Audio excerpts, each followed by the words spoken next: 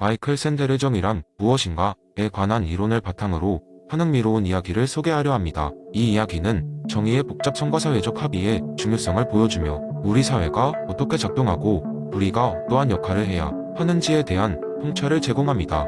옛날 옛적 정의로운 사회를 꿈꾸는 사람들이 모인 작은 마을이 있었습니다. 이 마을의 이름은 정의의 마을이었고 이곳 사람들은 정의로운 사회를 만들기 위해 날마다 열띤 토론을 벌였습니다.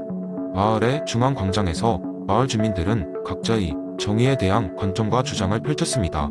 여기서 가장 존경받는 이는 지혜로운 강이라는 이름의 80대 노인이었습니다. 그는 매일 아침 광장을 찾아 주민들의 이야기에 귀를 기울였고 그들의 생각을 정리하는 역할을 했습니다.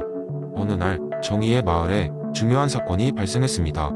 마을의 한 젊은이 토마스가 우연히 숲속에서 마을의 돈으로 쓸 수 있는 황금을 발견한 것입니다. 토마스는 이를 마을에 알렸고 바로 광장에서 이 황금을 어떻게 사용할지를 두고 열띤 토론이 벌어졌습니다. 일부 주민들은 이 황금을 나누어서 모두가 평등하게 나눠 가져야 한다고 주장했습니다. 그들은 진정한 평등이야말로 정의라고 믿었습니다. 반면 다른 이들은 황금을 교육과 의료와 같은 공공 자원에 투자해 모든 마을 주민의 삶의 질을 높여야 한다고 했습니다. 이는 공공의 이익을 최우선시하는 것이었습니다. 이때 지혜로운 강이 앞에 나섰습니다. 그는 토론을 지켜보며 마을 사람들이 정의를 어떻게 정의하고 있는지를 이해하려 했습니다.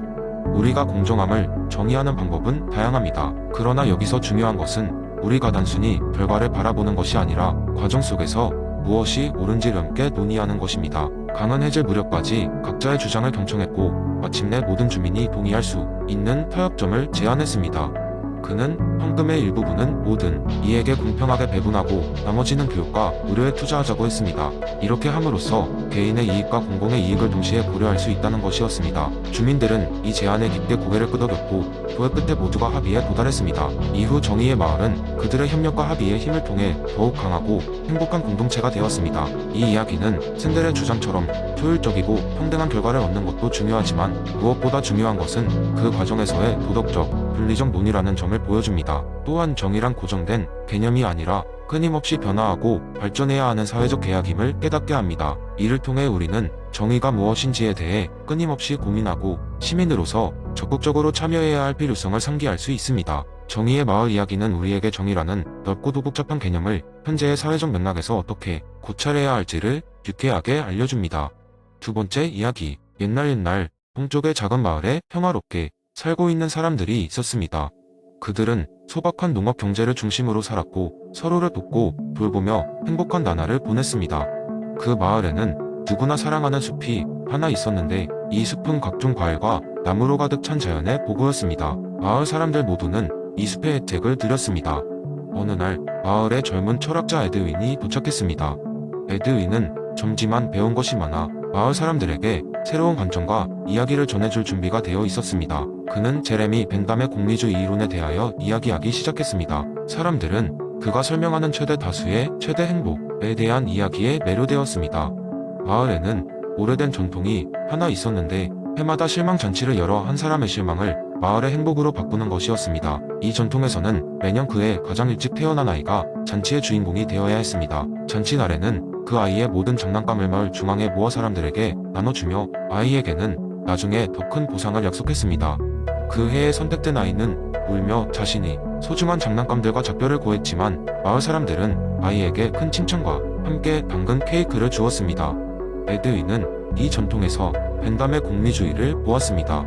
아이 하나의 작은 불행이 전체 마을에 큰 행복으로 전환된다는 점에서 큰 의미를 찾을 수 있었습니다.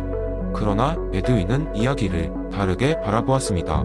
그는 말했습니다. 진짜 행복이란 단순히 다수의 기쁨을 위한 소수의 고난이 아니어야 합니다. 매년 선택된 아이에게도 실질적인 행복을 줄 수 있는 방법을 찾는 것이 중요합니다. 이에 마을 사람들은 생각에 잠겼습니다. 그렇다면 어떻게 아이들에게도 행복을 줄 수 있을까요? 에드윈의 제안에 따라 그들은 새로운 전통을 만들기로 했습니다. 잔치날이 되면 아이와 마을 사람들이 함께 나무를 심기로 결정한 것입니다. 그 나무는 아이의 이름을 딴 기념비가 되었고, 아이가 자라면서 나무도 함께 자라는 모습을 보며 모두가 행복을 느낄 수 있었습니다. 나무가 자랄수록 과일을 수확하는 즐거움이 더해졌고, 나중에 아이가 성인이 되었을 때는 그 나무의 처절매를 독점적으로 가질 권리가 주어졌습니다. 결국 마을은 더 많이 웃고 더 많이 나누며 진정한 공리주의 사회를 이루었습니다. 제레미 벤담의 최대 다수의 최대 행복이라는 철학적 원리가 소중한 전통과 융합되어 모두가 웃을 수 있는 해결책을 만들어낸 것입니다. 에드윈은 이 마을에 영감을 주며 길을 떠났지만 그가 남긴 가르침은 오랫동안 이어졌습니다. 모든 사람이 함께 웃는 그 마을은 가히 최고의 행복을 이루어낸 곳으로 먼 곳에서 이 마을 이야기를 들으러 오는 여행자들도 점점 늘어났습니다. 이 작은 이야기는 사람들에게 벤담이 공리주의를 실천하는 것이 얼마나 의미 있는 일인지 알리는 동시에 모두의 행복을 함께 고려하는 것이 중요하다는 것을 재미있고 감동적으로 보여줍니다. 세 번째 이야기, 세상에는 이에 대한 놀라운 이야기가 있습니다. 이 이야기는 한 작고 평화로운 마을에서 시작됩니다. 이곳 주민들은 매우 단순하지만 확고한 믿음을 가지고 있었죠. 바로 닭이 울면 해가 뜬다는 믿음입니다. 이 마을의 닭들은 항상 새벽이 되면 고피어 울며 마을 사람들을 잠에서 깨우고 불과 몇 분 뒤면 어김없이 해가 떠올랐습니다. 어린아이부터 연장자까지 마을 사람들 모두가 이 사실을 당연하게 받아들였어요. 어느 날 마을에 데이비드라고 불리는 한 철학자가 찾아왔습니다. 그는 이곳에서 잠시 머물면서 자연과 마을의 문화를 탐색하고자 했습니다. 마을 사람들은 곧 데이비드에게 닭과에 얽힌 이야기를 들려주었습니다. 데이비드는 미소를 지으며 그 이야기를 듣고는 흥미를 느꼈습니다. 그는 마을 사람들에게 닭이 울지 않으면 해가 뜨지 않을까요? 라고 물었습니다. 마을 사람들은 깜짝 놀라며 그런 일은 결코 없을 것이라고 자신있게 대답했습니다. 그러나 데이비드는 이 믿음을 시험해 보기로 했습니다. 그가 제안한 실험은 간단했습니다. 한 번만이라도 마을의 모든 닭을 조용히 하도록 해가 뜨는지 확인해 보자는 것이었죠. 마을 사람들은 약간의 반발심과 호기심을 함께 느끼며 실험을 수락했습니다. 다음날 새벽 마을 사람들은 조심스럽게 닭장을 감싸 소리가 새어나가지 않도록 했습니다. 모두가 숨죽이며 기다리던 그 순간 놀랍게도 해는 여전히 어김없이 떠올랐습니다. 마을 사람들은 충격에 빠졌습니다. 그들의 오랜 믿음이 무너져 내리는 순간이었기 때문이죠. 데이비드는 이 기회를 놓치지 않고 설명했습니다. 여러분의 믿음은 단순히 사건이 연속적인 관찰에 근거한 것입니다. 닭이 울고 해가 뜨는 순서를 반복적으로 경험했을 뿐 닭이 해를 뜨게 만드는 필연적 인과관계를 직접 본 것은 아니죠. 그제야 마을 사람들은 그동안 자신이 믿음이 어떻게 형성되었는지를 깨달았습니다. 데이비드는 흄의 인과관계 회의론을 이야기하며 우리가 어떤 것의 원인이라고 믿는 것이 사실은 우리의 습관이나 기대에서 비롯된 것일 수 있음을 전했습니다. 이 이야기를 통해 마을 사람들은 배웠습니다. 우리의 지식과 믿음은 때때로 수정이 필요하며 새롭고 열린 마음으로 세상을 바라볼 때 더 깊이 이해할 수 있다는 사실을요. 그 후로 마을에서는 종종 달과 해의 날이 열리며 모든 사람들이 자신의 믿음과 가정을 돌아보고 새로운 눈으로 세상을 바라보곤 했답니다. 네 번째 이야기한테 작은 마을에 하필이면 법을 무시하는 마을이라는 오명이 붙은 곳이 있었습니다. 이 마을의 주민들은 각자 자기만의 규칙을 가지고 살아갔고 누군가는 낮잠을 자는 동안 소금쟁이를 발명할 수 있을 것이라 믿었으며 또 다른 누군가는 매일 밤치즈를 하늘 높이 던지면 언젠가 달나라에 닿을 것이라 생각했습니다. 아무튼 이곳에서는 누구도 다른 사람의 삶에 간섭하지 않았고 그야말로 자유롭고 독특한 일상이 펼쳐지고 있었습니다. 그러던 어느 날 마을의 중심에 갑자기 한 노인이 나타났습니다.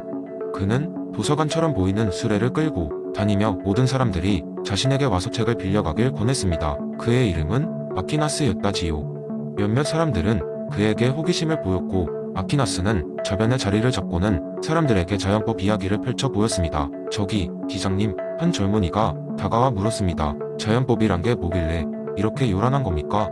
아키나스는 미소를 지으며 말했다. 자연법이란 신이 우리 인간에게 내재해 준 도덕의 나침반이라고 할 수 있지요. 이 나침반이야말로 우리가 어떻게 살아야 하는지를 알려주는 기준이 됩니다. 선을 추구하고 악을 피하라는 메시지를 담고 있답니다. 이에 젊은이는 고개를 갸우뚱했다.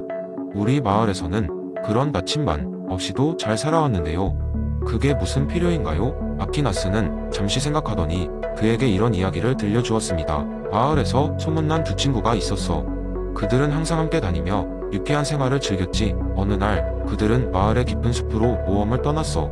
그들 중 한 명인 루카스는 자칭 유명한 탐험가였고 다른 친구 존은 눈 감고 도둑길을 찾는다고 장담했지. 그러나 숲속에서 그들은 방향 감각을 잃고 길을 잃고 말았습니다.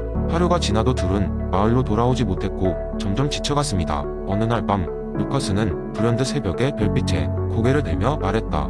저 별을 따라가면 집에 갈 수 있을 거야. 난 느낄 수 있어. 하지만 존은 고개를 저었습니다. 아니야. 별을 따라가선 안 돼. 자연의 소리를 들어봐야 해.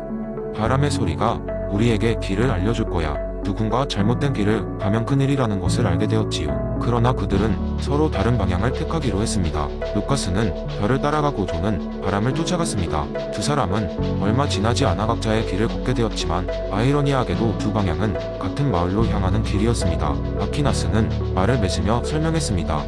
이처럼 각각의 개별적 선택에도 불구하고 그들은 같은 목적지에 도달할 수 있었지요. 이는 바로 자연법의 힘입니다. 당신의 이성과 개인적인 판단을 통해 올바른 선택을 하고 서로 다른 길을 통해 같은 선에 도달할 수 있게 하지요. 젊은이는 이해하기 시작했습니다. 모두가 자신의 방식대로 살더라도 결국 선을 추구하고 통합된 사회를 이룰 수 있다는 것이군요. 아키나스는 고개를 끄덕였습니다.